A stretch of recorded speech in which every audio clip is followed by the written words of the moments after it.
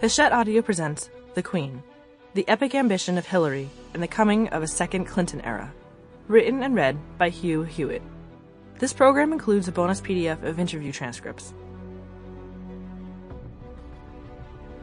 The quest stands upon the edge of a knife. Stray but a little, and it will fail. But hope remains if friends stay true. J.R.R. Tolkien, The Lord of the Rings. For Dr. Larry Arnn and all my other teachers. The Dedicatory Letter. Madam Secretary, it is the 500th anniversary of the publication of The Prince by Niccolò Machiavelli, give or take a year.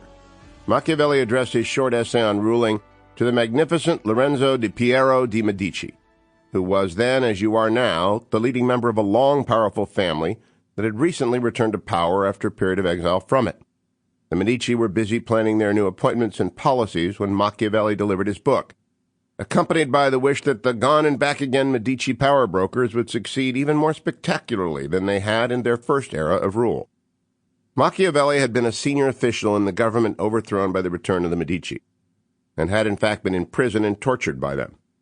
Upon release, however, he did not seek a quiet life, but rather to continue with a role in the great game of ruling. As Charles Krauthammer wrote in his spectacularly successful memoir of 2013, Things That Matter, politics is indeed sovereign in this world, and Machiavelli wanted back in the midst of the use of power. Politics is sovereign in this world, and only theology competes at a level of interest among general readership. But for theology to matter, it must be true that there is a God of some sort. Politics matters whether or not there is a God. The great gamble referred to by Blaise Pascal that challenged non-believers to consider the consequences of their denial could also be applied to those disinterested in politics. They gamble that it will never be about them. Sometimes that gamble goes disastrously against them.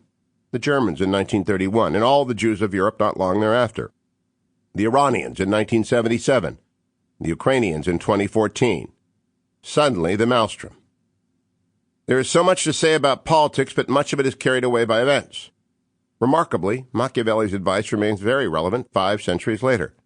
I suspect you have read The Prince, just as I know you have read Saul Alinsky's Rules for Radicals.